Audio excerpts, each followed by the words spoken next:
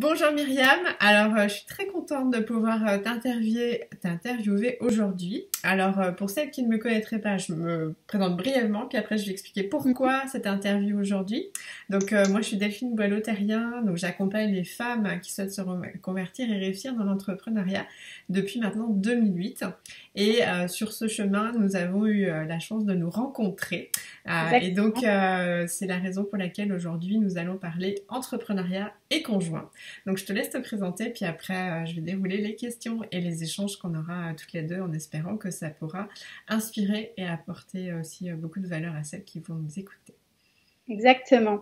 Alors je suis Myriam Bidot, je suis coach et thérapeute de couple. Je suis vraiment spécialiste des relations amoureuses, conjugales, et j'accompagne les femmes et les couples dans leur cheminement, que les personnes soient aujourd'hui célibataires, séparées ou divorcées, pour pouvoir vraiment faire le travail qu'elles ont besoin de faire pour retrouver un partenaire qui leur correspond vraiment. J'accompagne également les femmes qui sont en couple et qui veulent être mieux dans leur relation, ou bien les couples qui veulent travailler sur leur relation. Donc, je travaille depuis maintenant une dizaine d'années. J'ai un cabinet près de Lyon et je travaille également à distance depuis 2005 où je fais soit des accompagnements, des coachings, soit j'ai également des programmes assez complets qui permettent en général de gagner en efficacité, d'aller plus vite. Voilà. Super. Et donc, nous avons eu envie aujourd'hui de vous partager, en fait, sur ce sujet de l'entrepreneuriat, de la transition, peut-être des fois aborder le côté transition, mais aussi entrepreneuriat et le conjoint, puisque c'est effectivement quelque chose qui est un challenge au fur et à mesure des étapes. Donc, en fait, on s'était dit déjà en première idée pourquoi cette question, ce sujet du conjoint et de l'entrepreneuriat. Enfin, du coup, on peut y aller un peu chacune à partager. Alors, il y a un petit souci de connexion. Ça va revenir.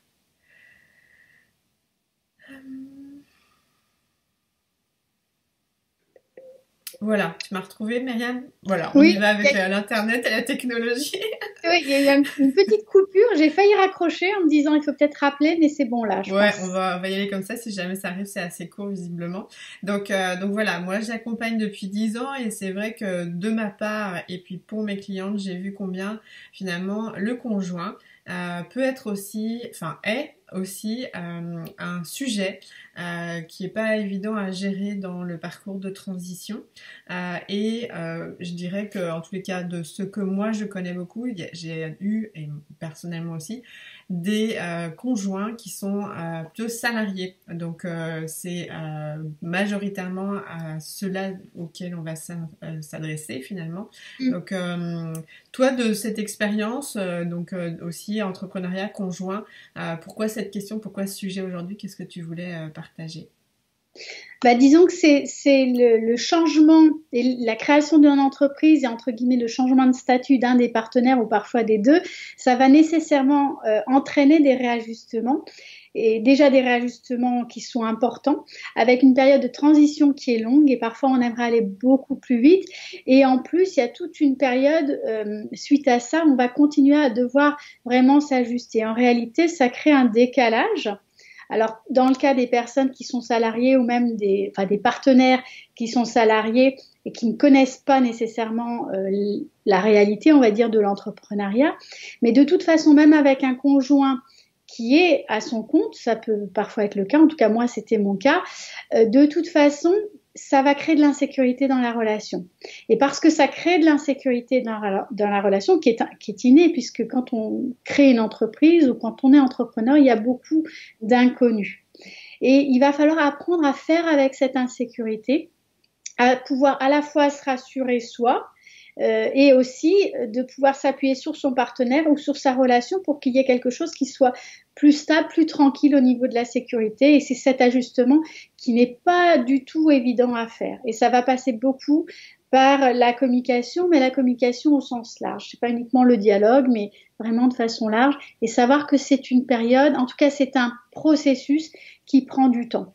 C'est pas ça. Simplement on change de statut et puis boum, ça va tout de suite s'enclencher et fonctionner bien. Non, en réalité, il y a vraiment ça change la dynamique de la relation, la dynamique du couple, et ça a un impact aussi bien sûr sur la famille.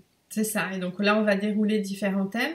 Et ce que je voulais amener aussi, enfin de mon expérience, moi et avec mes clients, ce que je me suis aperçue, c'est que comme nous sommes des femmes qui voulons toujours aller plus loin, et plus vite aussi, Oui, ces périodes des fois viennent challenger vraiment fort fort et donc c'est extrêmement important effectivement qu'ensuite on puisse dérouler tout ce que tu vas nous partager parce que ben voilà on peut se retrouver dans des moments de tension parce qu'il y a un gap qui est plus grand, des fois c'est moins grand mais des fois il y a un gap plus grand parce que notre envie d'évolution on la stretch très très très oui, souvent et on en vient à faire des bonds importants qui font des décalages très importants aussi, tout le temps mais assez régulièrement. Donc, oui. D'où l'importance de cette thématique d'aujourd'hui. Oui, oui. Donc, Ça a plein d'incidences. Ça a aussi une incidence sur le fait qu'en général, en tout cas dans nos cas, on travaille de la maison, donc ça va nécessairement avoir une implication. Il y a des conjoints qui comprennent pas nécessairement vraiment que c'est un vrai travail, ou bien qui attendent pour des résultats beaucoup plus rapides. Enfin, il y a toutes sortes d'implications et toutes sortes de. Après, c'est des cas, c'est au cas par cas, mais de toute façon, ça va créer du bruit, on va dire. Et il va falloir apprendre à gérer ce bruit. Et effectivement, la capacité à prendre du recul, à bien comprendre son vécu émotionnel, à pouvoir partager ce vécu émotionnel et à accepter le fait que ce soit un processus et donc la notion de patience quelque part sont très importantes pour pouvoir le vivre tranquillement et non pas rajouter une tension supérieure, enfin plus importante. D'autant plus que la façon dont le couple va gérer tout ça est, je trouve, de mon point de vue, assez déterminante sur la réussite future, en tout cas l'équilibre familial qu'on va pouvoir atteindre. Et comme beaucoup d'entre nous le faisons aussi à cause de cette notion d'équilibre personnel et familial, je crois que c'est un point à vraiment prendre en considération et on n'en a pas nécessairement toujours conscience, en tout cas de l'importance que ça peut avoir. c'est ça. Et je voulais rajouter, en rebondissant sur ce que tu viens de dire, c'est que du coup, il y a des phases aussi, parce qu'au début, le conjoint peut avoir envie qu'on démarre rapidement, mais en même temps qu'on s'occupe aussi de la maison, des enfants. Et après, en fait, finalement, c'est aussi conquérir une place qui, du coup, change drastiquement dans l'équilibre familial, peut-être, puisqu'avant, on pouvait être salarié, donc les problématiques étaient différentes. Et finalement, ce positionnement de prendre sa place engendre beaucoup de challenges.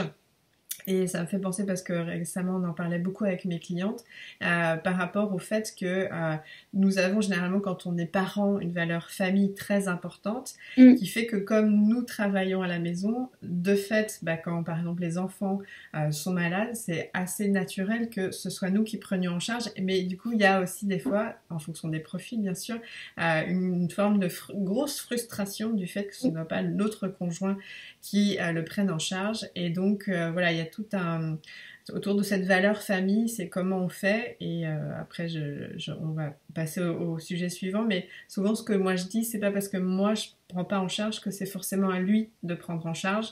Et donc peut-être avoir des personnes ressources aussi qui peuvent nous aider. Mais on va en parler au fur et à mesure. Mais je trouve que ça met un peu la table Exactement. Parce que ouais. tu soulèves, c'est une des clés principales, c'est considérer que ça parle du couple et qu'en réalité, c'est sortir du paradigme individualiste. Si c'est pas toi, c'est moi. Ou si c'est pas moi, c'est toi. Mais se dire, voilà, qu'est-ce qu'on fait tous les deux? On est face à ça, on a chacun des impératifs, des limites et des possibilités. Qu'est-ce qu'on a envie de faire ensemble? Et du coup, on sort de ce paradigme individualiste sur quelque chose autour de nous. Voilà. Après, voilà, il faut que ce soit envisageable et possible, mais ça fait partie, je pense, aussi de la transition qu'on peut opérer dans sa façon d'être dans son couple. C'est ça. Et ça peut être une opportunité d'opérer cette transition, justement. Voilà, parce que du coup, il peut y avoir trois entités, la femme, l'homme, après ça peut être, voilà, on prend juste le référentiel qu'on a, et la famille, finalement, avec chacun des enfants. Donc il y a trois vraies entités dont on prend soin. Donc tu souhaitais aborder la thématique des profils, de nos profils. Alors oui, alors nos profils, je me souviens plus exactement de ce qu'on s'était dit sur ce point-là. Par rapport, qu'est-ce qu'on s'était dit exactement? Qu'est-ce qu'on voulait aborder En plus fait, je précis? pense que c'était un peu, enfin moi de comment je l'ai compris, c'est un peu prendre peut-être des explications aussi sur d'où nous venons et quels sont nos modèles, hein, parce que effectivement en fonction de ça, ben, on va pas gérer les choses de façon similaire, et donc c'est intéressant dans la relation et dans la gestion des évolutions de considérer que nous avons des profils différents et d'être en écoute aussi, ce qui en vient après à la communication, dans la Mm, compréhension de nos différences, de nos modèles et de notre histoire et de nos mm. besoins. Et moi, c'est comme ça Fais que je plutôt référence aux exemples de couples qu'on a eus et avec lesquels on a grandi et la façon dont ces couples opéraient. Et c'est comme ça que je l'avais compris quand parler on de avait ça. préparé. D'accord. C'est vrai qu'on a tous des modèles de couples conjugaux. En général, c'est le modèle qui est opérant chez nos parents. Et c'est surtout non pas le modèle d'aujourd'hui qui peut avoir évolué, mais le modèle qui a été, dont on a été acteur très très jeune, très petit en fait. C'est plutôt avant 3 ans. Il faut savoir que l'enfant avant 3 ans, on peut imaginer un petit enfant dans une chaise haute et il est au théâtre, c'est-à-dire qu'il va voir ses parents interagir. Il va pas nécessairement, il y a pas, c'est pas une question de personnalité de l'un ou de l'autre parent, mais c'est comment les parents fonctionnent ensemble. Et on se met en couple, en général, de façon inconsciente. On va chercher un partenaire avec qui on va pouvoir rejouer les mêmes scènes de théâtre. Et ce qui est intéressant, c'est de pouvoir observer, de pouvoir se replonger un petit peu. C'est pas toujours évident, mais c'est bien de le faire quand on est accompagné. C'est plus facile quand on est accompagné, de comprendre la dynamique parentale, conjugale, parentale, et non pas en tant que parent, mais en tant que couple, et de pouvoir ensuite choisir et comprendre comment nous on fonctionne avec notre partenaire, sans émettre nécessairement de jugement sur ce fonctionnement, mais de regarder quelles sont les façons d'interagir qui convient et quelles sont les façons qu'on a envie de modifier. Ce que j'avais envie, donc ça c'est mettre un peu de lumière, regarder ensemble qu'est-ce qui fonctionne moins bien, comment on aimerait fonctionner autrement à partir d'aujourd'hui. Souvent tout changement de vie, notamment changement de profession, ou ça peut être d'autres choses, ça peut être des épreuves, ça peut être des événements positifs, vont nous donner l'opportunité de repenser nos fonctionnements ensemble, nos fonctionnements relationnels. Et à partir de là, on peut vraiment se questionner, regarder ce qui convient moins, chercher à le faire évoluer. Pour faire évoluer des fonctionnements de couple, ça fonctionne par tâtonnement. C'est-à-dire que c'est comme tout processus d'apprentissage de l'être humain. On va, alors ça paraît très étrange et beaucoup de gens ont du mal à l'implémenter, c'est d'accepter qu'au début, c'est pas du tout évident et que ça paraît bizarre, un peu faux, un peu forcé. Mais c'est en mettant en place ces changements et en se forçant un peu au début qu'on va pouvoir transformer la dynamique relationnelle et ensuite elle va pouvoir, cette nouvelle dynamique qui peut-être convient mieux, va pouvoir être plus naturelle, se faire plus automatiquement, on va dire. Et puis, ce que je voulais ajouter là-dessus, c'est aussi le fait de bien comprendre que dans une relation, pour fabriquer ce qu'on fait ensemble, il faut être deux. C'est-à-dire qu'en réalité, on est tous les deux responsables à 100%, voire à 150% de ce qui se passe dans notre relation, de ce qui se passe dans notre couple. Et donc, c'est se positionner, notamment en tant que femme, non pas très souvent dans les problématiques, notamment d'expatriation, où parfois on est obligé de repenser sa carrière professionnelle, on est obligé de se positionner différemment. Beaucoup en profitent pour créer leur entreprise. Mais ce qui est important, c'est de sortir de cette notion où on est un peu ballotté, où on subit les choses, où on suit le conjoint, et de reprendre vraiment une position d'actrice. Et de comprendre qu'en fait, cette position-là nous met face à nos responsabilités, donc c'est très engageant, mais en même temps, ça nous donne beaucoup de liberté.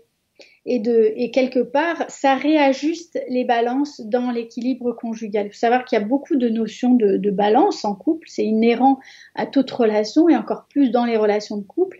Et prendre conscience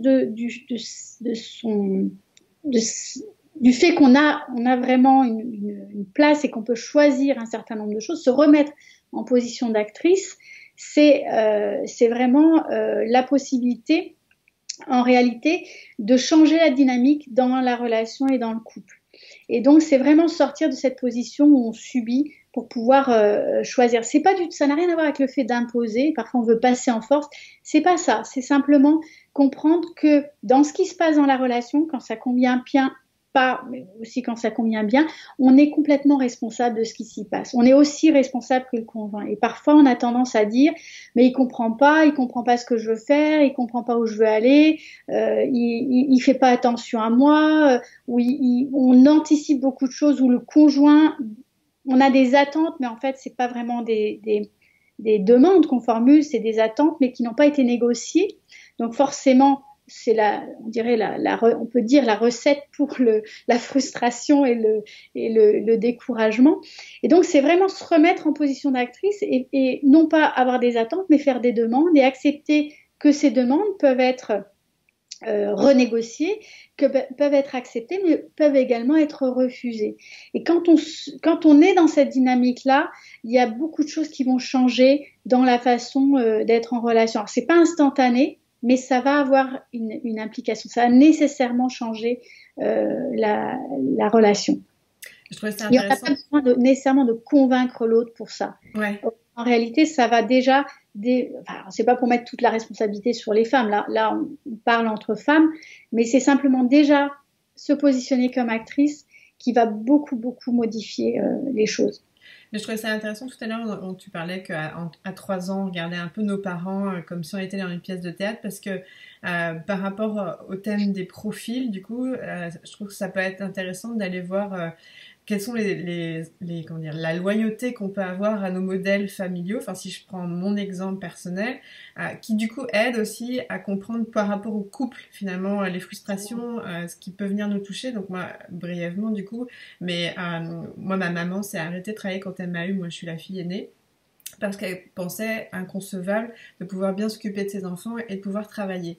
Et donc en fait moi ça a été du coup quand je me suis lancée, ça a été extrêmement difficile parce que j'avais ça en conscience que en fait en plus travaillant à la maison en tant qu'entrepreneur, donc là c'était un poids encore supplémentaire sur cette injonction, parce que c'était même pas je suis à la maison avec mes enfants, mais je mets mes enfants à la crèche alors qu'ils sont tout petits, et en plus j'ai la prétention de vouloir être entrepreneur et travailler à la maison. Donc en fait, ça a été un travail déjà par moi-même assez difficile, on va dire.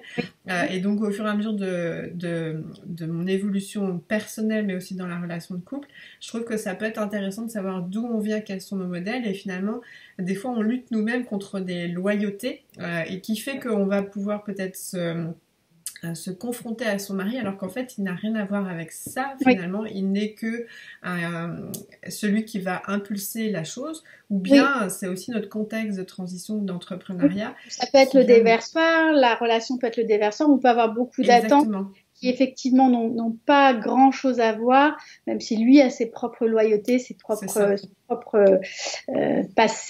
propre expérience familiale.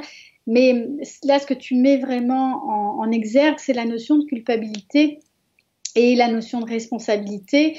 Et ce qui est très important, c'est de sortir de la culpabilité, je dirais ce qu'on appelle la culpabilité morbide. C'est une culpabilité en fait qui est liée à des événements ou à des choix sur lesquels on n'a pas, je dirais, on va avoir tendance à culpabiliser parce qu'on n'assume pas complètement nos choix et qu'on prend pas complètement nos responsabilités et qu'on reste dans une situation où on voudrait ménager la chèvre et le chou. Et en réalité, si on sort de cette culpabilité, on peut prendre pleinement vraiment nos responsabilités et assumer pleinement le choix et faire le cheminement qu'on a besoin de faire, parce que c'est vraiment un processus, ça s'est pas fait du jour au lendemain, ça a été un cheminement de travail sur toi que tu as dû faire pour pouvoir accepter pleinement que ton choix était différent de celui de ta maman, que ça ne faisait pas de toi une mauvaise mère.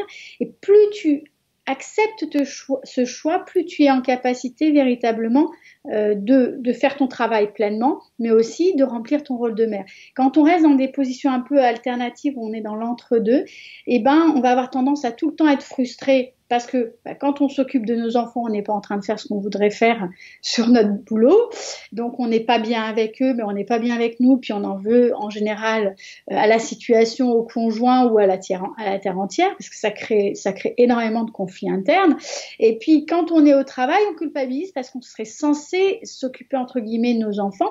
Or, on a quand même fait un choix qui était celui-ci. Et à partir du moment où on fait ce choix, il n'y a pas à culpabiliser, entre guillemets. Alors, il faut apprendre à ménager cette culpabilité qui, en réalité, en fait, elle est là, mais elle va nous fixer au même endroit. C'est vraiment, cette culpabilité, c'est un peu, moi j'appelle ça un poison, parce qu'elle a plutôt tendance, en fait, elle nous empêche d'assumer pleinement nos choix, et en réalité, cette culpabilité va nous empêcher de regarder les choses telles qu'elles sont, d'accepter pleinement la responsabilité de nos choix, de la prendre pleinement. Et elle va nous fixer à un endroit où on va ruminer certaines choses, mais pendant ce temps-là, on gère pas le processus de croissance qu'on a à gérer.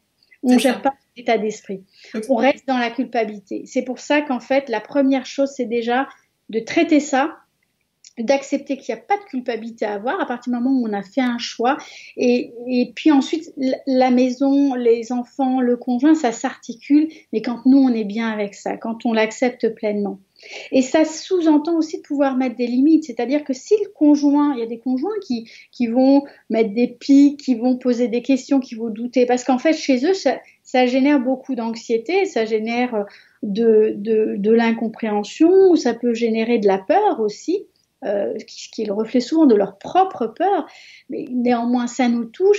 Et si on est au clair avec ça, on va pouvoir mettre des limites qui sont claires. Et c'est pas renvoyer le conjoint dans ses buts, mais c'est simplement si nous on a des limites claires, il y aura beaucoup moins de place pour les pics, pour les petites remarques, pour les choses qui sont désobligeantes, parce qu'on va pouvoir se positionner même avec bienveillance, mais dire voilà, je pense que ça n'a pas grand-chose à voir avec ce qui se passe, ou écoute, quand tu dis ça, moi, ça me fait vivre ça, et je trouve qu'on devrait peut-être essayer d'aborder les choses différemment, ou regarder les choses de cette façon-là, et ça nous permet de vraiment être clair, de se positionner, et ça donne de la sécurité. Ça va rassurer le conjoint. Ça résout pas le problème, entre guillemets. Et c'est pas grave, on ne cherche pas à résoudre le problème. Mais on cherche à vraiment comprendre un peu mieux là où on est chacun. Et le fait de cette compréhension, ça donne de la sécurité dans le couple, dans la relation et bien sûr au niveau de la famille. Parce que les enfants, à partir de ce moment-là, ils vont s'ajuster et ils vont tout à fait y trouver leur compte. C'est ça. Mais du coup, je trouvais sur ce deuxième point par rapport au profil intéressant d'avoir conscience de quel est notre héritage finalement, et puis qu'on sache évoluer avec ça en lien aussi avec vers où on souhaite aller et savoir réinventer finalement en ayant cette base d'héritage, en la transformant pour que finalement petit à petit ce processus fasse que ça ne nous empêche pas d'évoluer tel que nous avons envie d'évoluer dans notre conception de la femme, de la maman, de l'épouse, etc. Mais c'est vrai que je trouve que c'était intéressant ce que tu amenais avec l'âge de 3 ans parce que c'est un processus d'évolution et puis quelque part il est toute notre vie. Donc chacun avec notre mari on a aussi un héritage différent et des ambitions peut-être différentes et qui vont aussi se clarifier tout au long de notre parcours. Donc le point 3, on l'avait intitulé communication. Je te laisse aller. Alors communication, on l'a un petit peu abordé, mais c'est vraiment la capacité de communiquer pleinement dans la relation. Alors au niveau de la communication, il faut savoir qu'il n'y a pas que le langage verbal. Le verbal, c'est un peu notre favori. En général, les femmes sont plus à l'aise avec le verbal. Alors je dis en général parce que c'est pas tout le monde. Il faut savoir qu'il y a 4 langages de communication. Le verbal, souvent le chouchou des femmes, on va dire, mais pas toujours. Il y a tout ce qui sont des gestes, tout ce qu'on va faire pour l'autre, les attentions, la gestuelle, la façon de prendre soin de l'autre et de la relation par des choses qu'on peut faire. Souvent, les hommes sont un peu plus là-dedans, entre guillemets. Pas toujours, il y a des hommes qui sont beaucoup dans le verbal et des femmes non. Ensuite, il y a tout ce qui est autour du contact physique, donc il y a la sexualité qui est une façon de communiquer, de se retrouver. Il y a des couples qui sont très très bons là-dedans. Parfois, il y a des couples, moi je vois des couples au cabinet, ça ne va absolument pas, et ça va pas du tout depuis des années. Personne ne comprend ce qu'ils font ensemble, mais en réalité, ils ont une sexualité qui fonctionne très bien, et c'est ça qui fait que leur couple dure, et leur couple perdure. Ça n'empêche pas qu'on ne peut pas rester sur un seul langage, c'est l'objet. Et il y a tout ce qui est contact aussi physique non sexuel. Donc c'est tout, ça comprend le regard aussi, c'est la façon dont on se regarde, la façon dont on laisse l'autre et on fait exister l'autre dans la relation. C'est être par exemple à une soirée et pouvoir avoir un contact visuel, même si on se parle pas de la soirée. Je sais que tu es là et je sais que moi je suis là pour toi. C'est une façon de maintenir le lien. Et ça, les couples qui fonctionnent bien en général savent opérer ce langage-là. Après, c'est la façon dont on va s'effleurer dans la cuisine, dont on va être au contact chaque jour. Il y a beaucoup d'études qui ont été faites autour de ça. C'est un truc que je vais donner là aux personnes qui nous écoutent. C'est le hug à l'américaine, le fait de se prendre dans les bras. On sait aujourd'hui que se faire un hug je crois que c'est une vingtaine de secondes par jour, ça a un effet extrêmement puissant sur la relation. Donc, si vous n'avez pas envie de faire de coaching, de thérapie de couple, s'il y a des tensions, déjà démarrez par vous faire un hug 20 secondes. Et quand je dis démarrer, parfois c'est difficile parce que quand on n'est pas bien dans son couple, on n'a pas nécessairement envie de se prendre dans les bras. En réalité, ça peut avoir une incidence très positive sur le couple. Donc, c'est essayer de faire quelque chose qui n'est pas évident, qui est malaisé. On va se forcer un peu, mais c'est se dire, on va faire cette expérience-là. Et ça a un effet sur l'ocytocine, ça a un effet sur l'attachement, ça rend beaucoup moins agressif, donc ça a des effets scientifiquement prouvés de bien-être, et c'est ce que j'appelle moi un quick win en américain, c'est-à-dire c'est une action qui est pas si difficile à faire et qui nous permet vraiment de gagner entre guillemets beaucoup de points, on va dire. Donc voilà, ça c'était sur les 4 langages de la communication, et donc c'est d'apprendre. On a chacun une modalité. En général, dans le couple, la modalité n'est pas la même. Donc déjà, en général, l'homme peut être peut-être plus dans le gestuel, c'est un exemple, la femme plus dans le verbal. Et madame, entre guillemets, va vouloir que monsieur s'exprime comme elle et va être extrêmement souvent frustrée ou mon homme ne parle pas, c'est un mur, j'entends beaucoup moi en consultation. C'est d'apprendre aussi, oui, que monsieur peut s'améliorer sur le verbal. Et ça, plus la relation va s'améliorer, plus il y aura de confiance, plus ce sera, entre guillemets, facile. Mais c'est aussi pour l'un et l'autre d'apprendre le langage de l'autre et de comprendre que les 4 langages sont indispensables. En général, il y a un langage pour chacun et il y a ensuite une modalité qui est souvent favorite du couple. Comme je disais, voilà, ces couples qui sont très bons sur la sexualité, ça c'est le langage commun. Et puis, madame sera peut-être plus dans le verbal, monsieur plus dans le gestuel. Et si on n'apprend pas à reconnaître, à recevoir dans le langage de l'autre, c'est comme si on était, chacun se parle, mais en fait personne s'entend ou s'écoute véritablement. Je vais couper mon téléphone. Ensuite, il y a dans la communication, il y a la capacité véritablement de vouloir communiquer. Donc c'est déjà de chercher à développer son authenticité, je dirais, au quotidien. C'est chercher, et ça c'est une notion qui est très importante et tout le monde en entend parler, et voilà, il faut être authentique. En réalité, c'est pas si évident que ça. Parce qu'être authentique, c'est déjà commencer à être vrai avec soi-même.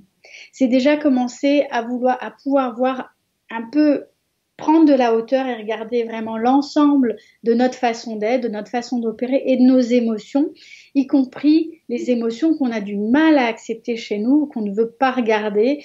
Et donc, c'est déjà commencer à apprivoiser l'ensemble de ces émotions, y compris la culpabilité, la honte, la fragilité, la vulnérabilité.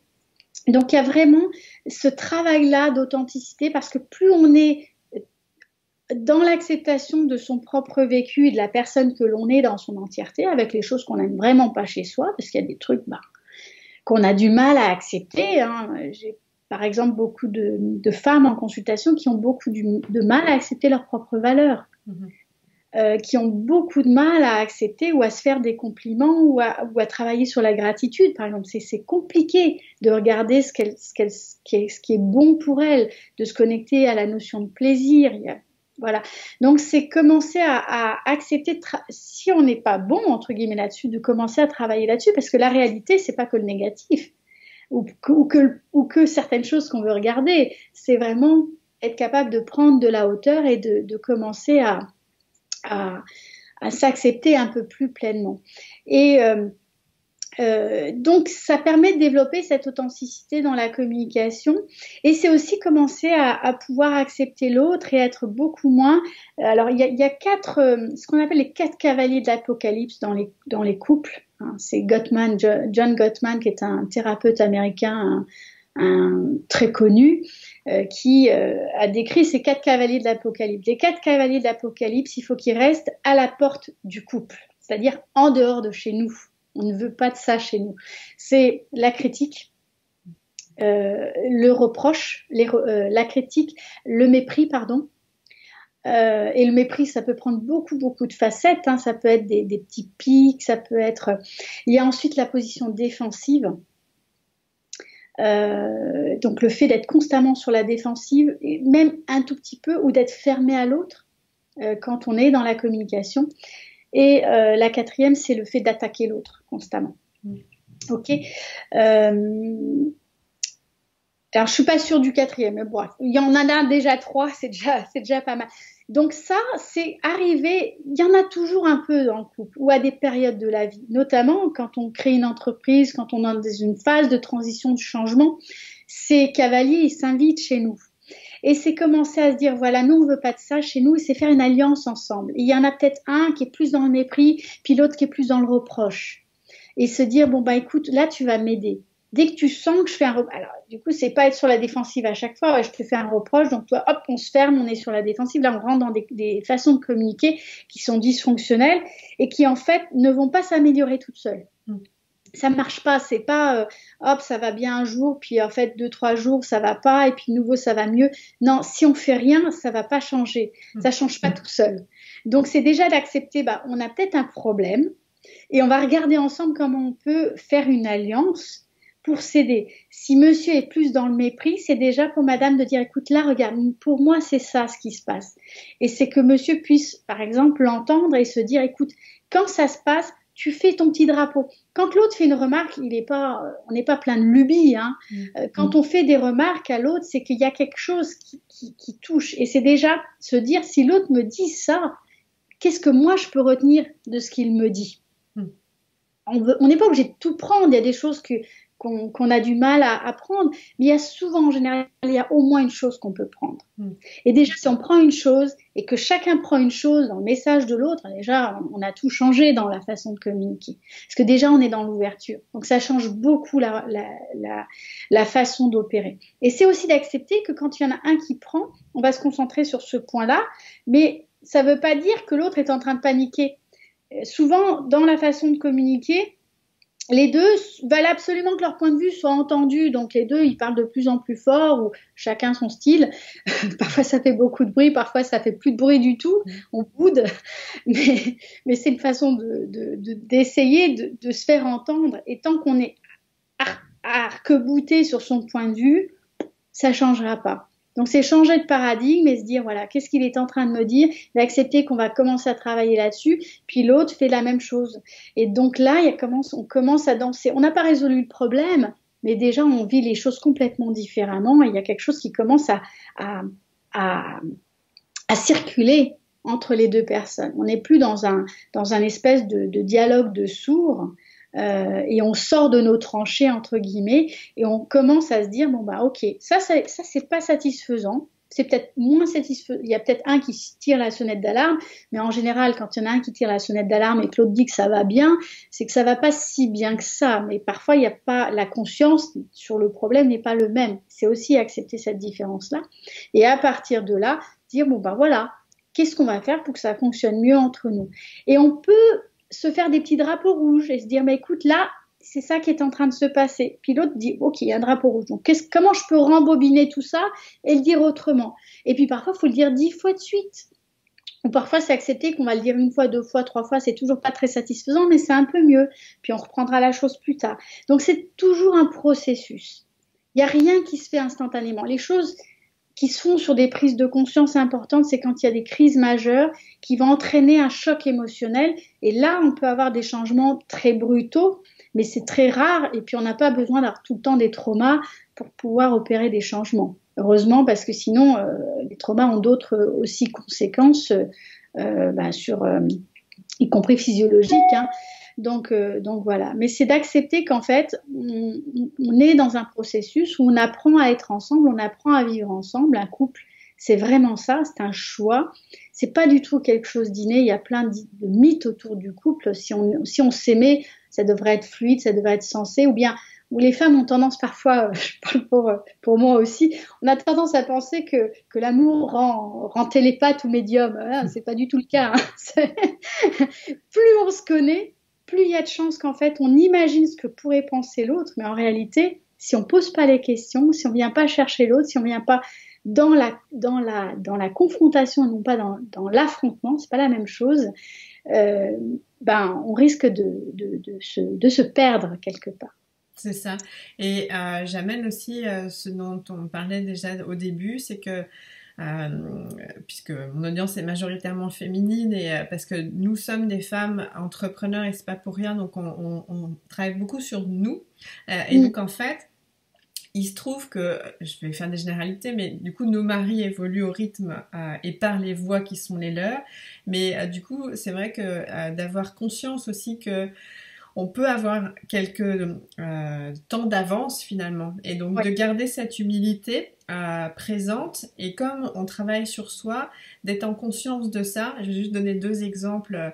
Le premier qui reprend la même thématique que tout à l'heure, c'est par rapport aux enfants. Moi, du coup, sachant quel est mon héritage, quand il m'arrivait avant, mais il m'arrive encore, d'avoir à m'occuper de mes enfants quand ils sont malades, je vis une émotion forte par rapport à mon héritage. Et donc, en fait, il s'est trouvé qu'au début, comme j'en avais conscience, mais moins quand même, j'avais une grosse charge émotionnelle vis-à-vis de moi-même, en fait, que je reprochais à mon mari de ne pas s'en occuper.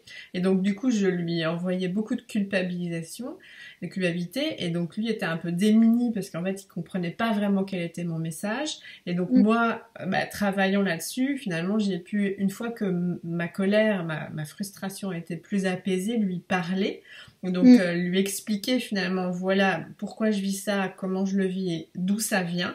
Donc ce n'est pas directement en lien avec toi, mais voilà peut-être un échange qu'on peut avoir ensemble pour arriver à m'aider moi dans finalement cette posture de victime à laquelle je subis cet héritage dont je ne veux plus subir, mais qui je vois est en processus pour la maman que je veux devenir et qui est évidemment un processus de guérison. Je sais pas si tu veux ajouter quelque chose ou... Oui.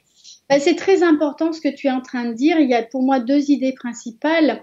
Il y a le fait effectivement que déjà quand tu es dans ce processus-là où tu peux partager et où ton mari peut t'entendre là-dessus, vous êtes en train vraiment de renforcer votre lien et votre intimité émotionnelle et relationnelle. Et ça, c'est le carburant du couple. Alors, on peut pas le faire tout le temps, mais c'est indispensable et c'est permis parce que justement tu as pu prendre suffisamment de recul pour pouvoir le partager de façon sereine, parce que parfois ça va ressortir de façon qui est pas du tout entendable, et là justement c'est vraiment au service de la relation, du nous, du lien, et ça vraiment ça nourrit ce lien-là. Donc c'est très important. Et une autre chose qui est très importante dans ce que tu dis, c'est cette notion justement que quand on travaille sur soi, et c'est le cas quand on est coach, thérapeute, et je trouve que c'est pas du tout enseigné justement dans nos formations, malheureusement, et ça crée déjà des divorces, mais ça crée aussi beaucoup de tensions dans beaucoup de couples. C'est qu'en fait, quand on est sur un chemin de développement personnel, on ne peut pas attendre de sa famille ou de son partenaire qu'il soit sur le même chemin que nous. Et en général, ce n'est pas le cas. Et il faut que ce soit vraiment OK. Et dans ce cas-là, c'est vraiment... parce qu'en fait, quand on est dans ce processus-là, on a envie d'évangéliser la terre, d'accord ? Et cette évangélisation, ça va créer de la souffrance. Ça va créer, en fait, des relations qui vont se bloquer, qui vont se couper. C'est des parents qui vont pas comprendre pourquoi tout d'un coup on a tellement de revendications ou qu'on veut vraiment mettre les choses au clair par rapport à notre histoire, par rapport à notre vécu. Ça joue beaucoup avec les parents, ça va jouer beaucoup avec les conjoints, ça peut jouer avec les enfants et ça va jouer avec les amis, des très proches. Et or, le processus de développement personnel ou de devenir thérapeute, c'est pas un processus qui doit nous rendre au contraire, ça doit nous permettre d'être mieux en lien et en relation. Et le problème, c'est que souvent, ça nous isole parce qu'en fait, on se sent tellement différent qu'on n'arrive plus à discuter avec les autres. Et c'est là où la notion d'humilité, elle est primordiale. C'est comprendre qu'en fait, on ne peut pas du tout attendre de notre entourage très proche, des gens qui comptent le plus pour nous, qui soient sur le même chemin que nous. En fait, c'est un choix qu'on a fait nous, qui nous concerne, qui certes nous intéresse et nous passionne, mais dont on doit prendre la seule responsabilité. On ne peut pas attendre des autres qu'ils soient sur le même cheminement, voire même qu'ils comprennent où on en est. Non. La relation, elle va rester en fonction de ce qu'elle peut être et elle va pouvoir de toute façon nous amener énormément et nous nourrir, même si on a évolué et même si on a changé. Mais là, on doit apprendre à pouvoir justement être beaucoup plus humble et plus prendre un peu de recul, prendre les choses telles qu'elles sont, se nourrir de la façon dont on nous présente les choses. Et là, c'est un vrai travail sur nous. Au contraire, ça nous met au boulot parce qu'on va attendre un carré sauf qu'on nous présente un rond et qu'il va falloir apprendre à faire avec ce rond. Et puis, il y a une autre clé qui est très importante, c'est cette notion que j'ai entendu, je crois que c'est Tony Robbins qui parlait de ça, cette notion de main droite, main gauche. C'est que dans notre main droite, on a notre famille, nos proches, les gens qu'on aime et qui nous aiment et qui sont là pour nous, quoi qu'il arrive, en fait. Hein. Et ces gens-là, ces relations-là, on a besoin vraiment d'en prendre soin. Et donc, c'est pas se positionner comme un thérapeute, comme un sachant, et puis eux, les pauvres, ou quoi qu'il puisse arriver parce qu'on est en décalage. Non, c'est vraiment de travailler cette notion d'humilité avec eux et de prendre la relation telle qu'elle est et là où elle est. Et ça, déjà, ça nous met au boulot parce qu'effectivement, il y a ce décalage à gérer qui est tout à fait OK. Et on n'a pas à leur apprendre des choses ou à leur montrer le chemin ou à les guider. Non. On est Myriam avec maman, on est Myriam avec son conjoint. Voilà, et c'est OK. Et puis, dans notre main gauche, là, on peut mettre nos personnes ressources, les gens qui sont sur le même chemin que nous et dont on a besoin aussi, avec qui on va pouvoir partager sur nos avancées, sur le dernier truc qu'on a lu, sur les expériences qu'on a envie de faire, sur voilà toute cette excitation et ce plaisir qu'on a et dans ce cheminement-là. Et là, on a des personnes ressources qui sont peut-être pas des personnes qui sont proches géographiquement, c'est l'importance du réseau et qu'on va développer et qui sont très importantes.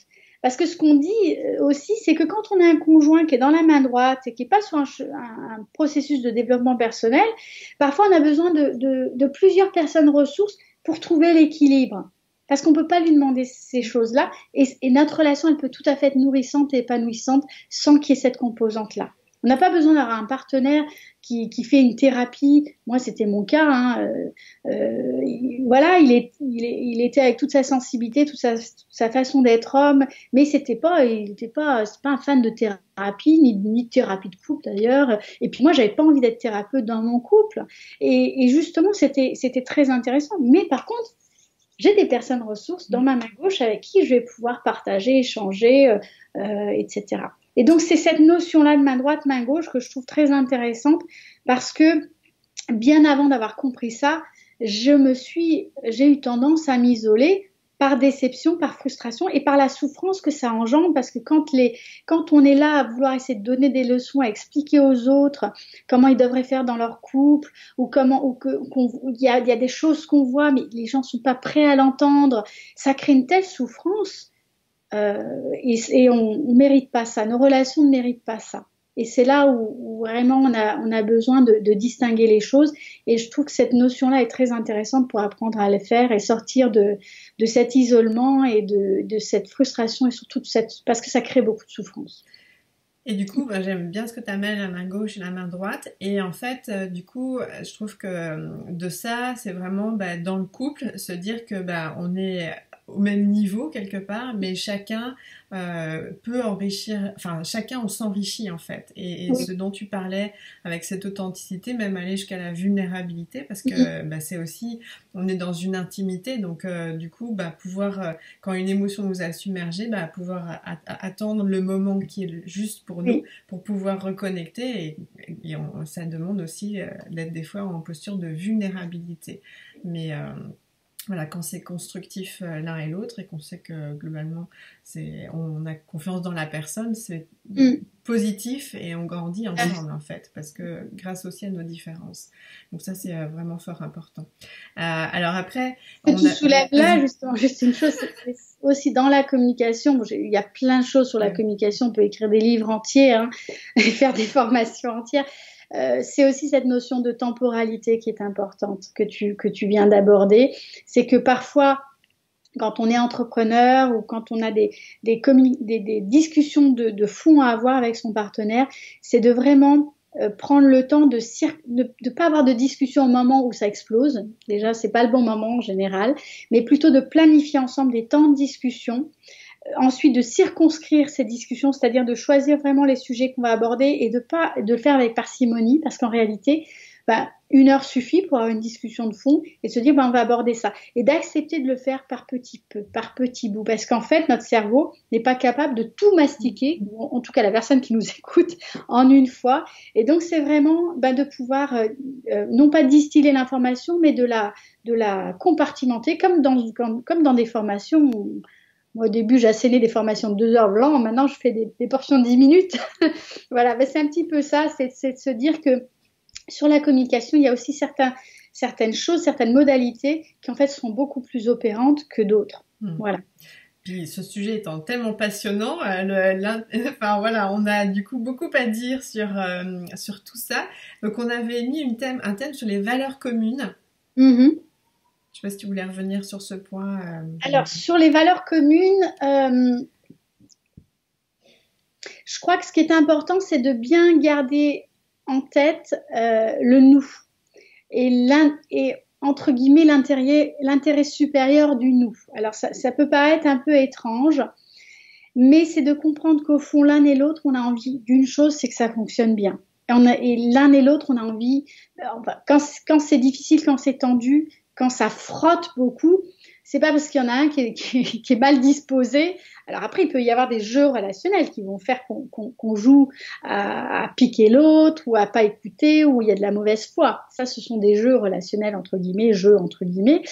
Mais dans le fond, quand on s'engage avec quelqu'un, on a envie que ça marche, on a envie d'être bien ensemble, on a envie de s'épanouir, on a envie de grandir ensemble.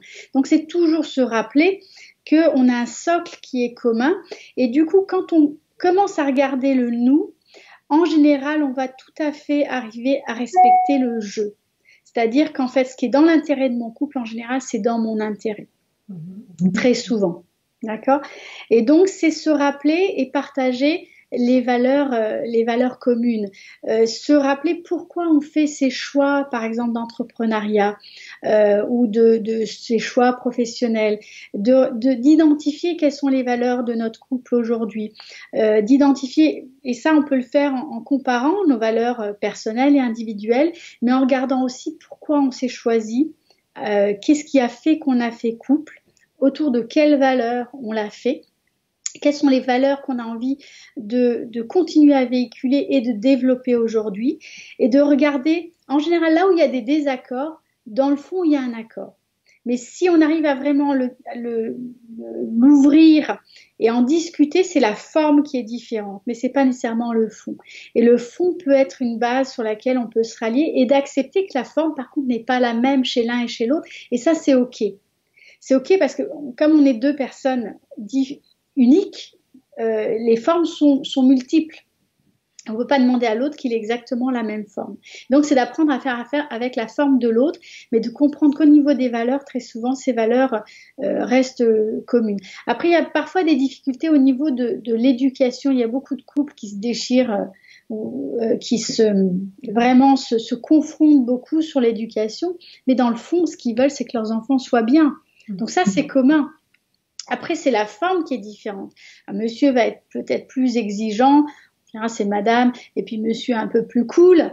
Eh ben oui, mais heureusement, les enfants, ils ont deux parents, donc il y en a un qui fonctionne comme ça et l'autre qui fonctionne comme ça. Et quand on commence à accepter la forme de l'un et de l'autre et de comprendre que ça peut être complémentaire, que ça peut être utile, ça, sur la base de discussions qu'on va avoir, mais pas devant les enfants, parce que c'est pas du tout l'endroit. On discute pas devant les enfants, on discute en aparté, et par contre devant les enfants on présente quelque chose qui est cohérent, parce que sinon eux, hop, ils rentrent dans toutes les brèches. Donc c'est vraiment se rappeler ce fond-là, ce fond de valeurs, ces envies qui sont en réalité communes et qu'on perd de vue dans des discussions sur la forme, où on essaye vraiment de convaincre l'autre de prendre notre forme à nous, mais c'est pas possible. Et donc, je crois que cette notion de valeur est importante et aussi de savoir ce qu'on a envie de faire ensemble. C'est-à-dire autour de quelles valeurs et qu'est-ce qui est juste pour nous aujourd'hui, là où on en est aujourd'hui, et de ne pas hésiter à reprendre les choses et de voir qu'est-ce qui fonctionne, qu'est-ce qui convient, et qu'est-ce qui ne fonctionne plus et qu'est-ce qui convient plus. Dans un couple, le couple est un système et il a beaucoup tendance comme tout système, à se figer. Alors parfois, ça se fige sur des choses qui sont fonctionnelles et qui fonctionnent bien, sauf que l'environnement évoluant, chacun d'entre nous évoluant, nous sommes des êtres vivants, donc on bouge. Et le système, par contre, par définition, a plutôt tendance à se fixer. C'est de comprendre que, justement, on est tout à fait en capacité de regarder les choses et de le faire, bien sûr, avec bienveillance et de se dire, voilà, qu'est-ce qu'on a envie de faire bouger ? Où est-ce qu'on a envie de mettre du mouvement dans notre système pour sortir de cette fixation et remettre du mouvement. Et en réalité, un couple, c'est vraiment des ajustements continuels entre l'un et l'autre, avec des frottements. Et ça, c'est tout à fait normal. Ça frotte, ça frictionne. C'est pas toujours aisé, c'est pas toujours confortable. Mais par contre, quand c'est inconfortable, c'est que c'est vivant. Quand on est trop dans le confort et que ce confort devient souffrance, parce qu'au fur et à mesure, ça risque de se fixer. Un accord initial peut devenir souffrant. Ça, c'est quand il y a une fixation. Et donc, c'est vraiment remettre du mouvement pour sortir de ces fixations. Et je crois que les valeurs et les envies sont un très bon guide. Ça nous permet vraiment de remettre les choses en perspective et du coup d'insuffler. Là, on a besoin d'insuffler de la dynamique pour se remettre en mouvement. Je trouve ça intéressant le sujet des valeurs parce que je trouve que du fait d'être entrepreneur, on change fort le système justement et du coup on affirme encore plus des valeurs donc qui peuvent être individuelles et aussi de couple. L'expatriation les challenge aussi beaucoup plus fortement et je dirais que du coup exacerbé. C'est aussi là que je dirais que tout est plus exacerbé avec l'expatriation et donc en fait l'entrepreneuriat nous permet aussi d'affirmer des valeurs de plus en plus fortes, en fait, qui peuvent être individuelles et aussi de couple. Et c'est là où aussi on a finalement un scan pour se dire est-ce qu'on est toujours bien ensemble, en fait, régulièrement, parce que des valeurs, ça peut être la liberté, l'indépendance financière, faire des projets, la famille. Enfin, il y a un certain nombre de valeurs et donc après, c'est comment on les met régulièrement en œuvre et donc des points de rencontre. Moi, je trouve quelque chose que je trouve chouette qu'on a mis avec mon mari Laurent. Tous les ans, en fait, on se retrouve fin décembre pour faire un peu un point sur voilà comment s'est passée l'année et finalement, ça nous réunit sur nos valeurs, en fait, parce qu'on a cette valeur famille, mais aussi liberté. Enfin, et donc, ça nous permet vraiment des échanges hyper fructueux. Alors, il y en a d'autres dans l'année, mais voilà, d'avoir des rendez-vous autour de ces valeurs et je dirais qu'après c'est aussi au fur et à mesure de comment évolue notre couple savoir que on n'a pas à se contorsionner puis si on voit que nos valeurs ne sont plus communes voir aussi à un moment ça peut arriver qu'on ait à se séparer et des fois c'est salvateur donc ça c'est important aussi de se le dire que ça peut faire partie de l'évolution des choses et c'est normal il faut on a le droit de s'engager. Quand on s'engage, on a le droit de se désengager. Après, c'est vrai que moi, j'encourage toujours les personnes à vraiment faire un travail sur le couple parce qu'il y a aussi beaucoup de couples qui se séparent et qui en réalité auraient pu retrouver du nous, retrouver de l'envie, et très souvent c'est le résultat de souffrances qui ont été accumulées pendant des années et des années. C'est en fait un processus qui est très long. Quand on s'est aimé, après il y a des couples qui ne se sont jamais aimés, ça c'est une autre histoire. Mais quand on s'est vraiment aimé et choisi, et ce désamour est un processus très long. Et donc, il faut beaucoup, beaucoup de frustration, beaucoup de souffrance pour ne plus s'aimer. Et parfois, quand on croit qu'on ne s'aime plus, en réalité, il peut y avoir vraiment des choses à faire ensemble. À partir du moment où on accepte de complètement remodeler sa relation, c'est-à-dire d'en faire quelque chose de différent. On ne pourra jamais revenir au statut initial, par exemple, des premières années de la rencontre. Il y a beaucoup de couples qui ont envie de revenir comme avant. Ça marche pas. Il s'agit de se réinventer. C'est autre chose. Et c'est là où, du coup, que moi je veux mettre en perspective, parce que j'ai vu et voilà le fait que quand on a des valeurs communes, ben, ça les challenge. Donc par exemple, quand une entrepreneur a des revenus qui augmentent de plus en plus, son mari peut aussi avoir une peur qu'elle puisse s'en aller. Qu'elle puisse être peut-être attirée par d'autres modèles et d'autres envies et une exposition plus grande, enfin bref. Donc en fait, ce qui finalement peut faire que le mari, bah, du coup, aura un comportement ou des paroles qui pourraient brider en fait cette expansion. Que ce soit conscient ou inconscient.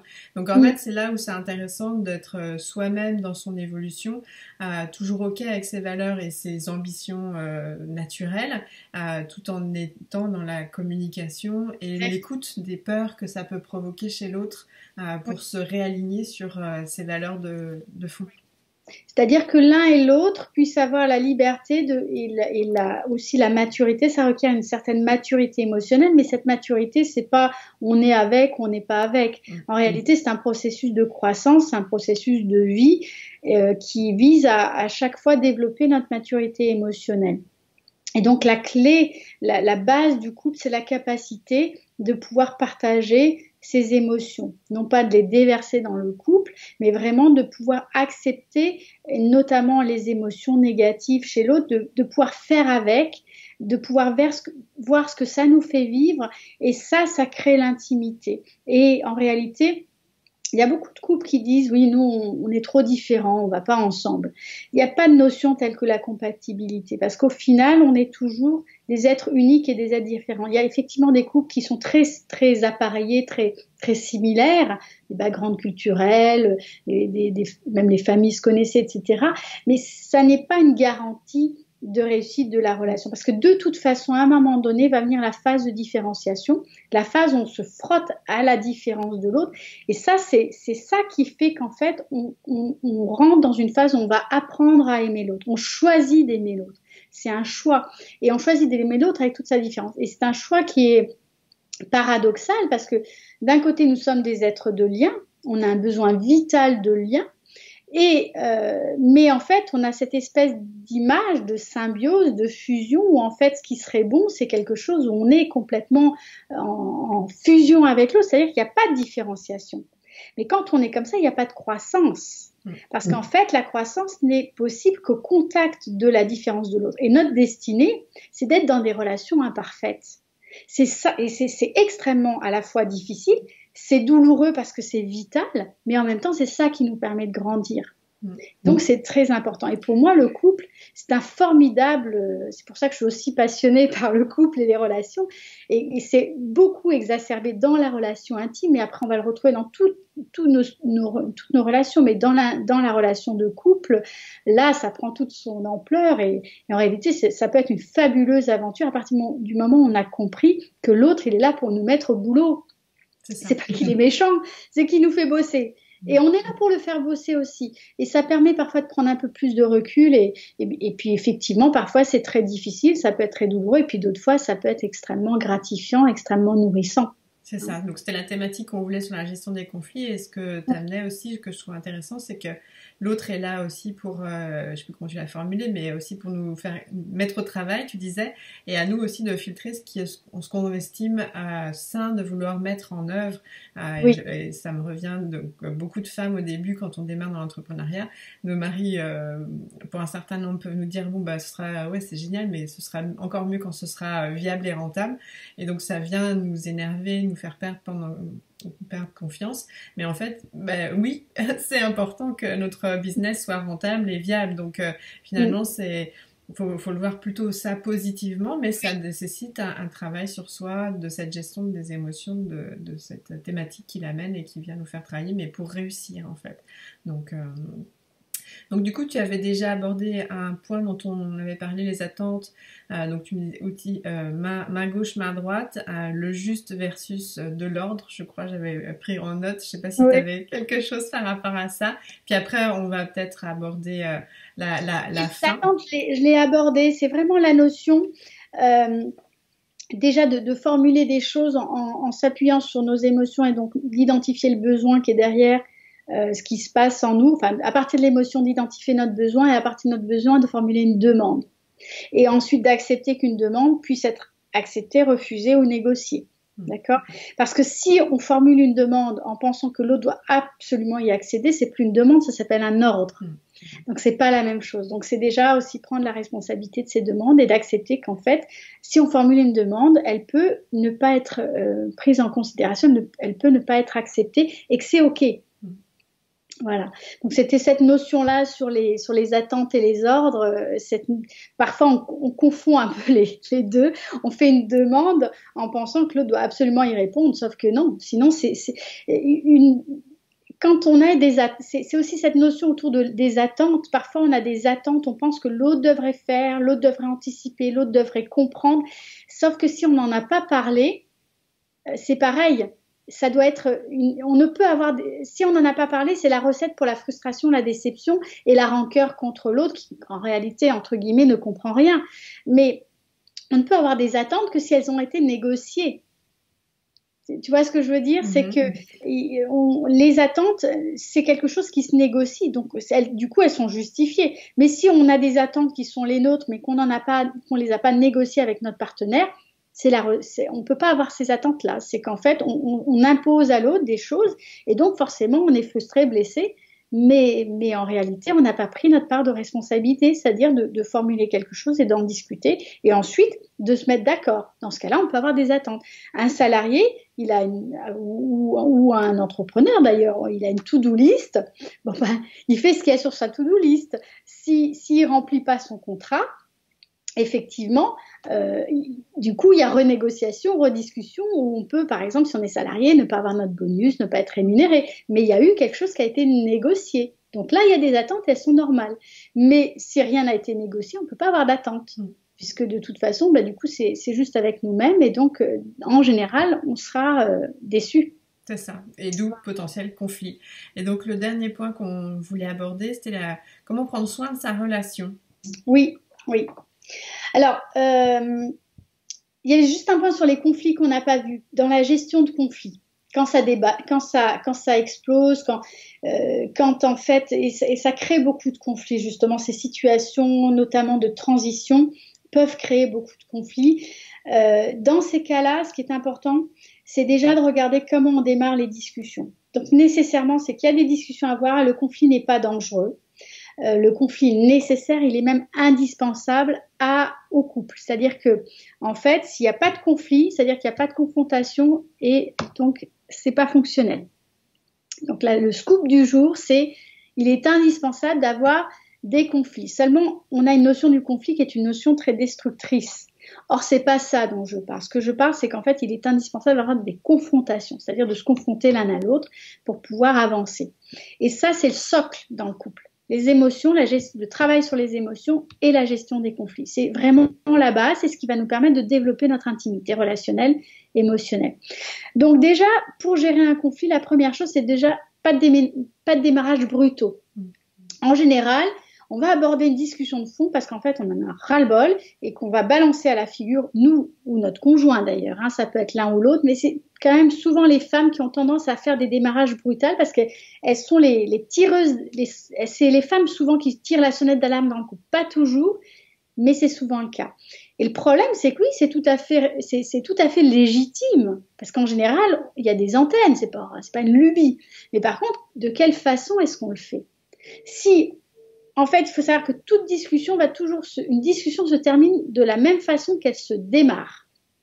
Donc, si on démarre de façon brutale en jetant à la figure de l'autre tout ce qu'on n'aime pas, ça va pas aller plus loin que ça. C'est-à-dire qu'on va finir fâché et en général, on ne va pas s'occuper de ce qui pose problème.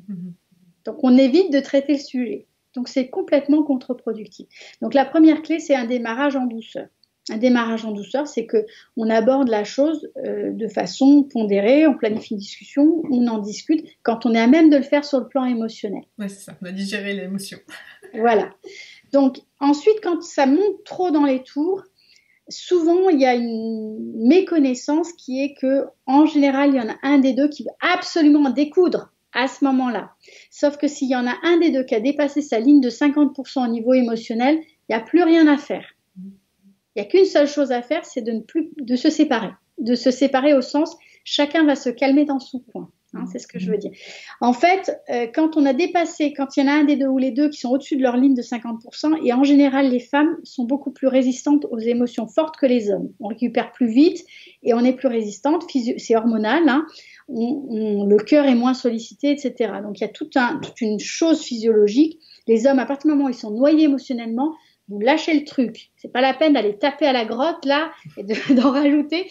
Il y aura aucune solution qui pourrait être sortie de ça. Donc, il faut vraiment arriver à se mettre chacun de son côté, se mettre d'accord sur un signal de break. S'il y en a un qui est débordé, il met le signal et l'autre apprend à le respecter. Ça veut pas dire qu'on va mettre le problème sous le tapis. Pas du tout. Ça veut juste dire qu'on va s'occuper du problème, mais plus tard, quand on sera même de le faire émotionnellement. Et en général, il faut plusieurs heures. En fait, il faut 20 minutes consécutives. Tout ça, ça a été vu scientifiquement. Il y a plein d'études. 20 minutes consécutives, on ne repense plus au problème, donc on n'est plus triggered en anglais, c'est-à-dire qu'on n'est plus en réaction par rapport au problème. Et en général, c'est plutôt 2-3 heures, voire parfois 1 ou 2 jours. Et après, on reprend les choses. Par contre, il faut toujours reprendre les choses. Donc ça, c'est des petites choses sur la gestion de conflits. Mais très souvent, moi, je vois des couples qui sont complètement englués là-dedans. Parce qu'en fait, ils n'appliquent pas ces règles qui sont relativement simples et du coup, ça crée une incapacité à traverser la confrontation et du coup, leur couple est en stand-by, il est carrément à l'arrêt, soit de façon extrêmement souffrante ou très conflictuelle, soit chacun fait on met en place des compromis tièdes où chacun fait sa vie, mais du coup, voilà. Et c'est indispensable d'apprendre à traverser ça. Pour avoir une relation, on peut vraiment s'épanouir. Voilà, donc ça c'est ce que je voulais dire. Et puis ensuite, comment prendre soin de la relation, ça c'est la clé sur les couples sur la durée. C'est qu'effectivement la relation de couple, elle sait pas. On a ce mythe autour de l'amour qui est que quand on s'aime, ça vient tout seul. Quand on s'aime, ça grandit tout seul. Non. Une relation de couple, il faut en prendre soin, il faut y travailler. Alors c'est pas non plus on n'est pas obligé d'y aller tout le temps avec des excavations, des grands travaux. Voilà, c'est d'abord du plaisir partagé, mais même le fait d'apprendre à goûter au plaisir qu'on partage, ça demande de prendre conscience de l'importance du moment présent. Et ça, encore une fois, on est dans une société où en même temps, il y a beaucoup d'études, psychologie positive, etc., où on comprend comment ça fonctionne et on comprend l'importance. Et puis de l'autre côté, on est tout le temps happé avec les réseaux sociaux, tous les médias, les écrans, qui nous déconnectent complètement et de nous-mêmes et du présent. Et donc, c'est un effort qu'on doit faire. On dit aussi qu'on est câblés, nous, les êtres humains, pour gérer la crise. C'est-à-dire qu'en fait, au niveau de notre cerveau, on n'est pas câblés pour le bien-être. Le bien-être nous demande un effort, un travail. On est parfaitement capable, mais c'est des choses qu'on doit mettre en place. Nous, notre fonctionnement cérébral, c'est un fonctionnement qui gère des crises, c'est-à-dire avec les 3 réponses habituelles. Freeze, c'est-à-dire on se fond dans le paysage. Fight, on attaque. Fly, c'est-à-dire qu'on fuit. Ça, on est programmé pour ça, c'est pour ça qu'on est là aujourd'hui, c'est pour ça que l'espèce humaine, entre guillemets, a survécu et se reproduit, mais on n'est pas programmé pour le bien-être. Le bien-être, si on n'était que dans le bien-être, on ne serait peut-être pas là aujourd'hui. Aujourd'hui, on peut se le permettre parce que, entre guillemets, il y a des choses qui font que l'environnement est plus ou moins, c'est plutôt parfois plus bien que mal ou plus mal que bien, mais entre guillemets, on est plus sur de la survie. Et du coup, on peut travailler sur notre bien-être, mais du coup, c'est un choix et c'est un effort. Et parfois, c'est un luxe aussi. Donc, cette notion du présent, c'est vraiment revenir à l'instant présent et notamment quand on est avec l'autre dans la discussion, d'être vraiment là, ici, maintenant. Ça veut dire qu'il faut vraiment beaucoup couper le mental. Le mental, il va être relié beaucoup au passé. Ah, il m'a dit ça, ouais, mais en fait, il revient encore. Ah, ben, il va me dire ce truc, je sais déjà ce qu'il va me dire parce qu'il répète toujours la même chose. Ah, et puis, est-ce que j'ai fait ma liste de cours? En fait, on n'est pas là, quoi. Et soit on anticipe la réponse de l'autre ou la réaction de l'autre, soit on est câblé sur les expériences passées, les blessures, les discussions qu'on a déjà eues 100 fois. Sauf que c'est que dans le présent qu'on peut faire évoluer les choses. On ne fait rien évoluer ni dans le passé, ni dans le futur, c'est dans l'instant présent. Et dans toute interaction, il y a toujours de la nouveauté. Toujours. Sauf que comme on est notre mental passé, futur, on n'est pas capable de saisir la nouveauté. Et du coup, on ressasse. Et donc, si on est dans le présent, on va toujours sentir le petit truc, le petit rectus, la petite chose qui est un peu différente. Et si on est capable de s'en saisir, tout change. Puis des fois, il y a des choses qui sont Mais chouettes de mettre elle en est très place. importante. C'est des rituels en fait. Nous à une époque, le vendredi par exemple, voilà, on faisait nos petits rituels, célébration de la semaine. Exactement. Ben, voilà, comme je Très disais, efficace. à la fin de l'année. Enfin, du coup, d'avoir des rendez-vous finalement où on est Oui. plutôt sur du positif et du présent en fait. C'est beaucoup les Américains. Les Américains, c'est très structuré, mais c'est des choses qui marchent. Ça fonctionne bien. Et nous, c'est vrai que les Latins, ouais, mais on va quand même pas prendre. Moi, je dis à mes couples, bah maintenant, vous allez mettre en place un rendez-vous hebdomadaire. Alors, ils sont là. Puis ils tournent tous autour du truc. Puis au final, ils le font pas. Je leur dis, mais vous le mettez dans votre agenda. Et ça, c'est compliqué au niveau culturel, y compris, parce qu'on n'a pas envie de se forcer à faire des choses pour notre couple. Mais sauf que au début, ça paraît de se forcer. Et en réalité, déjà, ça ne nous demande pas un effort si terrible que de mettre un truc dans notre agenda. Et puis, en réalité, on va voir que ça change beaucoup de choses parce que ça marche, ça fonctionne. Parce qu'en fait, si on sait déjà pourquoi on le fait, ça Voilà. change la dynamique de l'obligation. Oui. Et puis, c'est une question de choix qui n'est pas une obligation en réalité. Plus on choisit, plus on est libre. Exactement. Mm. Ok. Là. Tu avais fait, c'était pour toi, prendre soin de sa relation, c'était, tu avais fait le tour de ce dont tu voulais. Oui, après, il y a beaucoup de Ben oui. choses à dire. C'est très, très riche. Voilà, ça fait partie des accompagnements que je propose aussi. Oui. Soit c'est une personne qui me contacte et l'autre n'est pas nécessairement très motivé pour travailler sur la relation, mais c'est pas grave. On peut déjà faire beaucoup de choses ensemble qui peuvent de toute façon avoir un impact très important dans la façon de vivre son couple. Et ça change déjà beaucoup de choses. Et en général, ça va de toute façon avoir une influence sur la dynamique de la relation. Et puis sinon, j'accompagne aussi des couples, que ce soit sur des packs de séances de coaching. Après, on peut choisir le nombre de séances, et des packs de 5 séances en général, et qu'on peut éventuellement renouveler, ou bien sur des programmes plus complets où là, on a vraiment accès à des modules. Enfin, des modules, disons que des audios qui nous permettent de comprendre beaucoup de choses sur la dynamique, c'est très complet.